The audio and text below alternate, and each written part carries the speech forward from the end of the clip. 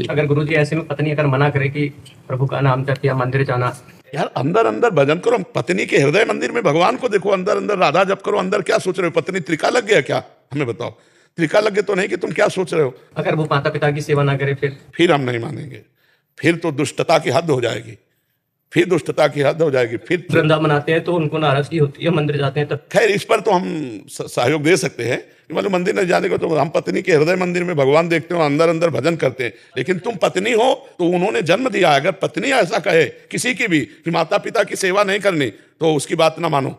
माता पिता पहला अधिकार पत्नी का नहीं, पहला अधिकार माता पिता का है कि जिन्होंने मुझे पैदा किया और जिन्होंने मुझे पति बनने लायक तेरे बनाया, उनकी सेवा नहीं छोड़ेंगे। उनकी सेवा ना छोड़े चाहे जितनी बात बन जाए। कभी भी उन्हें हम कमा के लेके आते हैं, अगर हम कभी भी उन्हें पैसा रुपया देते हैं तो उन्हें दुख होता है। नहीं, माता पिता की सेवा करो बच्चा, धन्यवाद। पत्नी को भी सुख दो, पत्नी का भी आदर करो, पत्नी को भी पैसा दो, उसकी कामना पूर्ति करो, क्योंकि वो अर्धांग है। लेकिन माता पिता सर्वप्रथम। हमें लगता है वो पत्नी कैसी, आजकल पत्नी ऐसी आती है।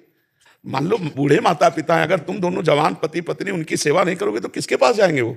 कल तुम बूढ़े होगे, तुम्हारे बच्चे तुम्हारा ऐसा, थोड़ी देर तुम अपने माता पिता की जगह खड़े होकर देखो और तुम्हारा पुत्र तुम्हारे साथ करे तो हाँ, तो वो फिर अगर देखो जो आप माता पिता को सुख पहुंचाओगे तो आपको सुख पहुंचाएगा, अगर माता पिता को दुख पहुंचाओगे तो फिर तुम्हारे को दुख पहुंचाएगा। एक बूढ़ी माँ को मिट्टी के खपरे पे दाल रोटी देती थी, तो एक दिन खपरा थोड़ा ज्यादा ऐसे हिल गया तो लड़के ने कहा मम्मी टूटने ना पावे। तो उनका क्यों? बोले यार दादी को देती हो ना, कल इसी में हम आपको देंगे। वो बच्चा देख रहा है तुम्हारे आचरण, भगवान उसकी ऐसी बुद्धि करेंगे जैसा तुम अपने सास ससुर के साथ करोगे ना, वैसे तुम्हें भोगना पड़ेगा। नहीं, माता पिता भगवान है, मातृ देवो भव पितृ, इस बात पे हम नहीं मानेंगे। अपने माता पिता की सेवा करते हो, उसका भी पोषण करो, उसको भी रुपए दो, उसकी भी कामनाओं की पूर्ति करो, लेकिन ऐसा नहीं के पास रहता है। हम तो कहते नहीं कि हमें पैसा चाहिए माता पिता को खर्चा के लिए। हाँ बिल्कुल दो, पहले हिस्सा करके दे दो।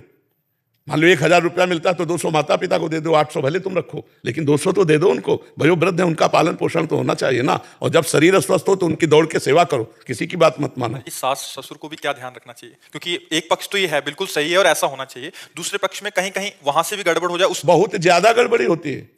जो सास ससुर हैं उनको चाहिए कि हम अपनी बेटी के साथ कैसा व्यवहार करेंगे। अगर हमारी बेटी होती इस जगह तो हम कैसा व्यवहार करते? ठीक अपनी बिटिया जैसा व्यवहार करना चाहिए सास ससुर को।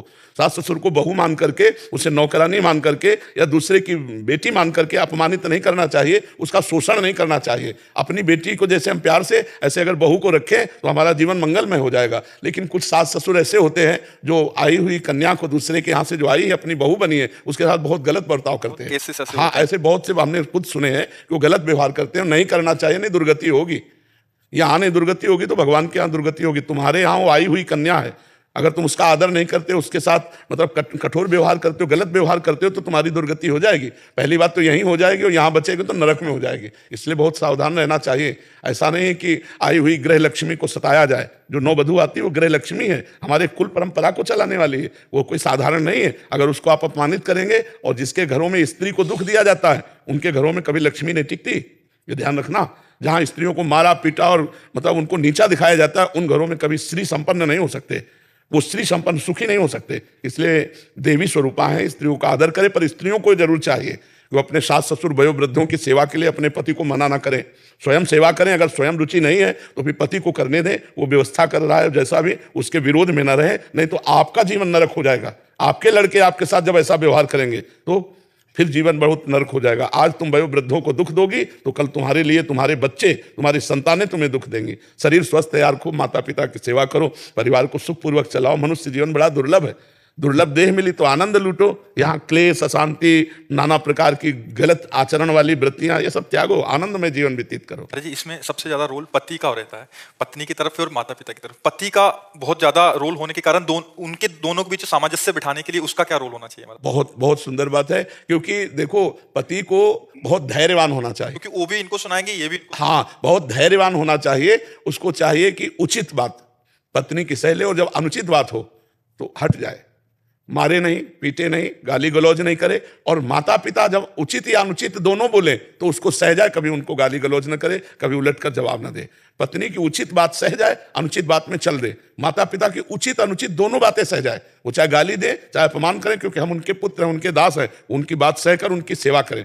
माता पिता में जब तक हम भगवत भाव नहीं करेंगे तब तक सेवा नहीं बनेगी। जैसे आप सेवा करो, इसके बाद कोई रिश्ते नातेदार आया तो उससे कहेंगे बिल्कुल सेवा मान लो हम कह रहे हैं, वो निंदा कर दें आपकी तो भी आपको उनको मारना नहीं है, गाली गलौज नहीं करना, चुपचाप मुस्कुराकर वैसे ही सेवा करनी है जैसे पहले कर रहे थे। इससे तुम्हारा मंगल हो जाएगा। और पत्नी को भी प्यार देना चाहिए, मारना पीटना ठीक नहीं है। अगर वो अनुचित व्यवहार करती है तो हमारा रुख बदल जाना ही उसके लिए मारने जैसा होगा। अगर थोड़ा भी बुद्धि रखती हो, अपना रुख बदल लिया तो उसी से उसको दंड मिल जाएगा, उसी से उसको जलन होने लगेगी और वो सुधार करेगी। और सबके लिए भगवान से प्रार्थना और नाम जप करो, भगवान से प्रार्थना करो, मेरे परिवार को सुख मिले, मेरे परिवार की बुद्धि ठीक रहे, तो इससे अच्छा रहेगा। गौरव सोनी जी ऑस्ट्रेलिया से। महाराज जी, पिछले 10 साल से वृंदावन आ रहा हूँ। पिछले साल आपका सत्संग सुना और इस बार वृंदावन आया तो बिल्कुल अलग लगा। यहाँ के पेड़ पंछी सभी अलग लग रहे हैं। ऐसा लगता है कि मन को शांति सी मिल रही है। प्रभु जी, इस बार तो मैंने ई रिक्शा वाले ब्रिजवासी को भी कोई उनसे नानोचक नहीं किया, जितना उसने मांगा मैंने दे दिया। प्रभु जी, मेरा प्रश्न है कि मैं ऐसा क्या करूं कि इस वृंदावन की पवित्र भूमि को क्या दे जाऊं कि मेरा यहाँ पर जन्मों जन्मों तक आना लगा रहे। जो अगर राधा नाम जप करोगे ना तो ये वृंदावनाधीश्वरी का नाम है, हम सब कुछ ठीक हो जाएगा। यहाँ दिया नहीं जाता, यहाँ से लिया जाता है। ये अगाध समुद्र है करुणा का। यहाँ तुम क्या दे सकते हो? केवल अपने भाव, रुपया पैसा या कुछ ये सब केवल भाई। वृंदावन, एक बार अकबर सम्राट आए और स्वामी हरदास जी के चरणों में प्रणाम किया और कहा, स्वामी जी कुछ सेवा करना चाहते हैं। बादशाह थे, उनका नहीं कोई सेवा नहीं बोले, स्वामी जी सेवा तो बताइए। तो स्वामी जी समझ गए बादशाह इसको गर्व है इस बात का, किस बात। तो स्वामी जी ने कहा, केसी घाट की एक सीढ़ी ठीक कर दो। तो उनका, आप बादशाह से बात कर रहे हैं, पूरे घाट का घाट निर्माण कर। बोले जाओ। तो जब गए तो दिव्य वृंदावन की एक सीढ़ी देखी, लौट के आए चरणों में। बोले हमारे पास खजाने में ऐसे हीरे ही नहीं जिससे मैं सीढ़ी जड़वा सकूं, कोना टूटा है, हम असमर्थ हैं। तो वृंदावन वो महिमामय है जहाँ अकबर सम्राट भी असमर्थ हो गया था। तो अपने लोग वृंदावन को कुछ दे नहीं सकते भाव के सिवा। भावोत्सवेन भजताम रस काम धेनुम तम राधिका चरण रेणुम। हम यही भाव कि रिक्शा वाले में भी आपका भगवत भाव हो गया, लता पता यहाँ के पशु पक्षी सब में भाव, यही सबसे खास बात है। भाव ही यहाँ है, प्रभु को भाव के सिवा और हम क्या दे सकते हैं? हमारे पास जो कुछ है सब प्रभु का दिया हुआ है। शरीर प्रभु का दिया हुआ, घर प्रभु का दिया हुआ, मकान प्रभु का दिया हुआ, रिश्ते नाते प्रभु का। देख लो, एक गृहस्थी भी बहुत मंगलमय मार्ग है। गृहस्थी कोई अपवित्र मार्ग आप अपवित्र कर रहे हैं। जिससे हाथ मिलाया, प्यार करके जीवन निर्वाह किया, एक दूसरे की कमियों को क्षमा किया, प्यार में जिंदगी। आजकल ज्यादा प्रेम विवाह होते हैं और साल पूरा कम होता है, 1 वर्ष के पहले डिवोर्स भी हो जाता है। हमें नहीं लगता कि प्रेम विवाह या क्या है। पुराने जमाने में बाप बाबा दादा तय कराते शादी, और दुल्हन तब देखने को मिलती जब घर में दुल्हन बन के आ जाती, और आजीवन निर्वाह करते थे। नहीं निर्वाह करते थे, डिवोर्स कभी नहीं सुना हमने। तो हमें लगता है कि जो तुम लोग गृहस्थी में हो, तुम्हें सब अनुकूलताएं मिली, तो तुम्हें धन्यवाद देना चाहिए भगवान को। नहीं कि भगवान आप हमारे ऊपर बहुत कृपालु हो, जो हमें भरा पूरा परिवार सब दिया है। तो भगवान का भजन करो कि उसी परिवार में सुखपूर्वक जीवन व्यतीत हो। महाराज जी, संत समाज के विषय में आप कुछ ना कुछ बोला करिए। महाराज, इससे निंदा स्तुति होती है और वो हमारा विषय है नहीं। हम सबको भगवान मानते हैं। इसीलिए तो हम आपसे कह रहे हैं कि आपको दुनिया सुनती है, वो चाहे गृहस्थ हो चाहे संत हो, और आपका बात निंदा की नहीं है, क्योंकि संत निंदा से परे होता है। हमारा श्री पर इसमें क्या, जैसे हम किसी संत के विषय में बोले कि ये आचरण पाखंड है और वो आचरण उनमें हुए तो उनको चुभेगा। और हाँ, उससे क्या होगा कि जो भागवतिक मार्ग में चल रहे हैं उनको तो सपोर्ट मिलेगा, और जो भागवतिक मार्ग में नहीं चल रहे फिर समाज उनका तिरस्कार करेगी। नहीं तो अच्छी बात है महाराज जी, जब हम रास्ते में हमारे कांटा लगेगा तभी हम रास्ते को देखेंगे। नहीं, कुछ लोग इसको व्यापार बना रखे हैं, उनको इससे कोई फर्क नहीं पड़ता। नहीं महाराज श्री पड़ेगा। तो ये हमारे मन की वेदना थी और जिज्ञासा थी कि महाराज श्री से ये बात कहेंगे जरूर, क्योंकि आपको लगभग पूरे विश्व में आपको सुना जाता है। जी। अब हमारा की एक विशेष कृपा है आप पर। हाँ, हमारा एक उद्देश्य है, ये क्रूरा अपि पापिनो न च सताम संभाष्य दृश्यास्य सर्वान वस्तुतया निरीक्ष परम स्वाराध्य बुद्धिर्मम।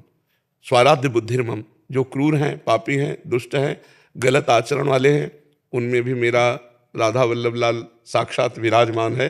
तो अब जैसे कोई साधक आकर अपने आचरणों को पूछता है तो उसको उपदेश दे देते हैं कि ये आचरण गलत है, ये आचरण ठीक है। बकाया जहाँ कोई शुरू किया किसी की निंदास्पद बात, तहाँ हम चुप हो जाते हैं, क्योंकि तेरे भावे जो करे भलो बुरो संसार, नारायण तू बैठ के अपनो भवन भुहार।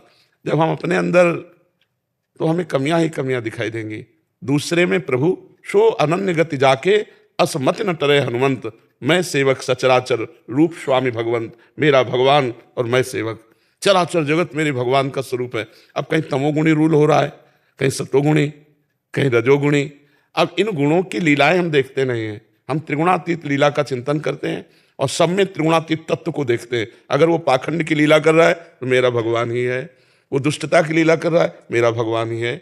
ये क्रूरा, जो क्रूर है, दुष्ट है, पापी है, नीच है, विद्या विनय संपन्ने ब्राह्मणे गविहस्तनी सुनीचो सुपाके चा पंडिता समदर्शिना। एक तरफ बहुत निंदनीय कर्म हो रहा है, एक तरफ बंदनीय हो रहा है, दोनों के बीच से हम गुजर रहे हैं, न निंदनीय का फर्क न बंदनीय का फर्क। अब जब कोई सामने आके प्रश्न करे कि मेरे इन आचरणों में कौन से आचरण शास्त्रीय पद्धति से विरुद्ध हैं और कौन अनुकूल हैं, तो उत्तर देने में प्रसन्नता हो जाए, सार्वभौम बोलने में, कि किसी को ऐसा ना महसूस हो जाए कि ये अपमान करते हैं संतों का। मां की विशेष कृपा है, तो फिर निंदा किस बात की?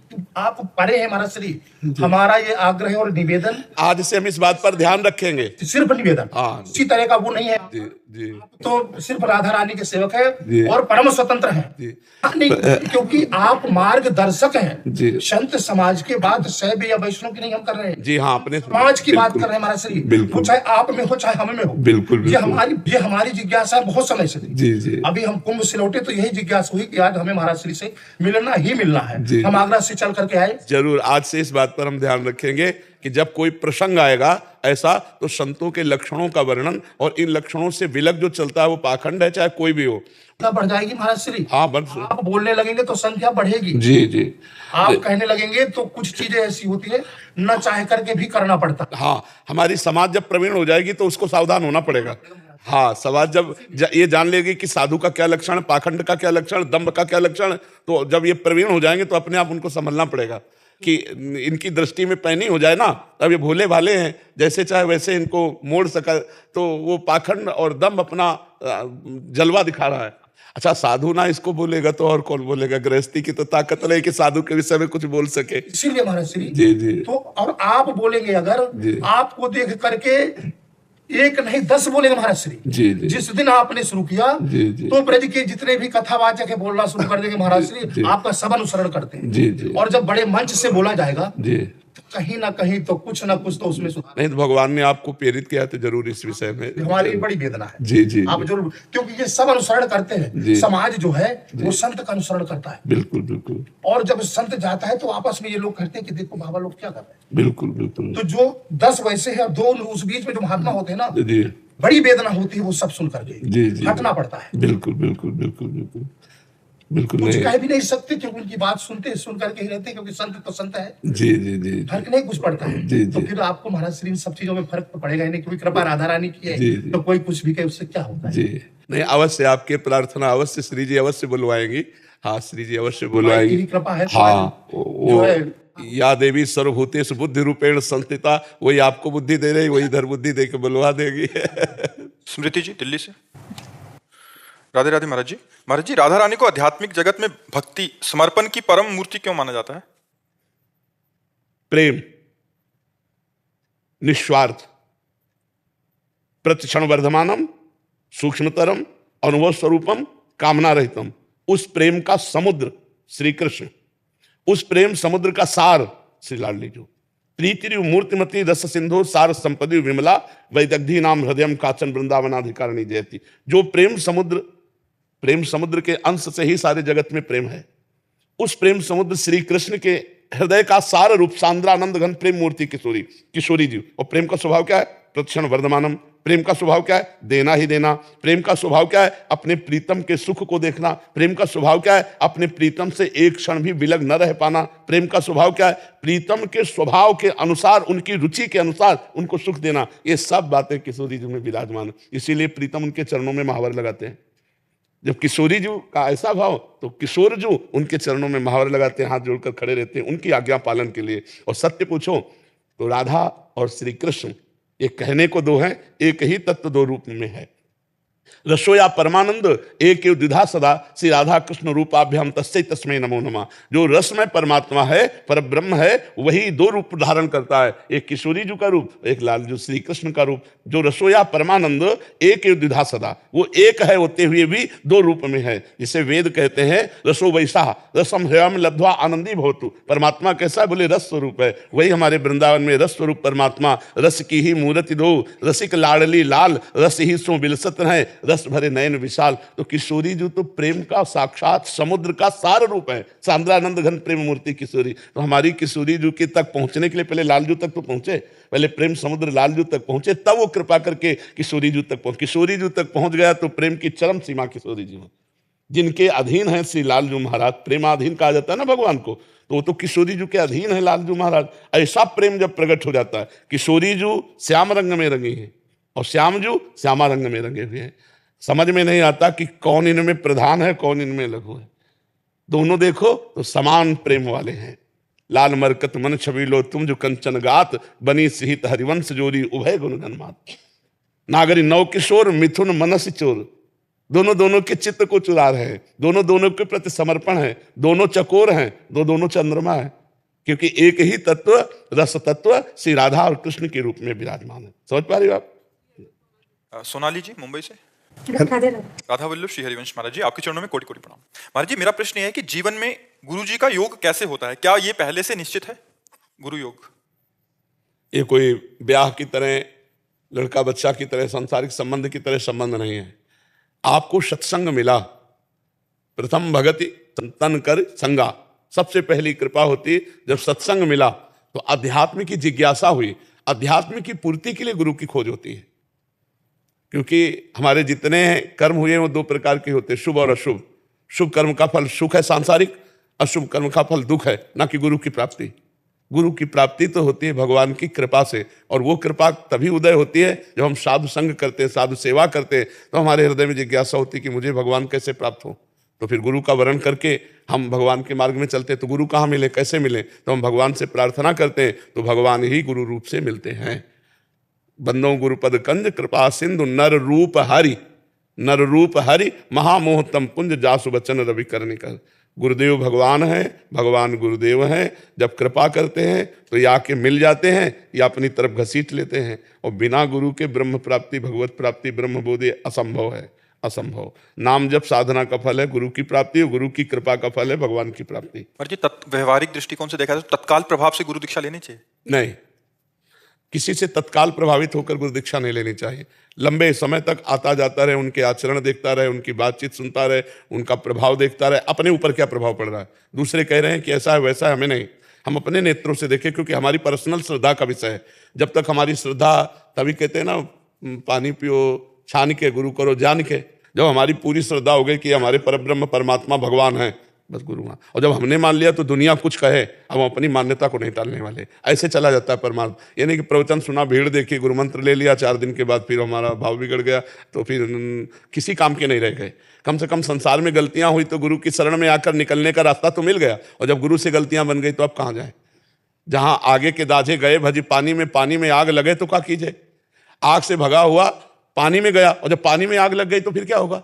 संसार से भागा हुआ गुरु की शरण में गया, और गुरु से ही धोखा हो गया, गुरु में दोष दर्शन हो गया, तो आप भाग के कहाँ जाए? आगे के दाजे गए भजी पानी में आग लगे तो क्या कीजिए? इसलिए गुरु बहुत सूझ समझ करके बनाना चाहिए। हमारी सूझ, हमारी समझ जब बिल्कुल फाइनल में आ जाए कि हाँ ठीक है, तो गुरु बना लेना। किसी के कहने से गुरु नहीं बनाना चाहिए, और तत्कालिक प्रभाव से गुरु नहीं बनाना चाहिए। या बहुत अच्छा प्रवचन कर लेते हैं, बड़ी भीड़ लगती है, ऐसा वैसा नहीं। ये कोई भीड़ के लिए हम थोड़ी वर्ण कर रहे हैं गुरु का। हमारे हृदय में क्या प्रभाव पड़ रहा है? इनके उपदेश से हमारे दोष कम हो रहे हैं, इनके संग से हमें भगवान प्यारे लगने लगे, इनके दर्शन से हमें ऐसा लगता है कि हमारे भगवान है, तब हमको गुरु बनते। बहुत सारे जने आते हैं ना कि ऐसे ले ली थी गुरु दीक्षा, सासू माँ ने कहा ले लिया, वो मम्मी पापा ने कहा। नहीं, बिल्कुल वो मम्मी पापा का विषय यह है कि तुम्हारी श्रद्धा है, हमारी श्रद्धा होगी तब हम लेंगे। इसमें मम्मी पापा का विषय नहीं चलता, इसमें अपनी श्रद्धा का विषय चलता है।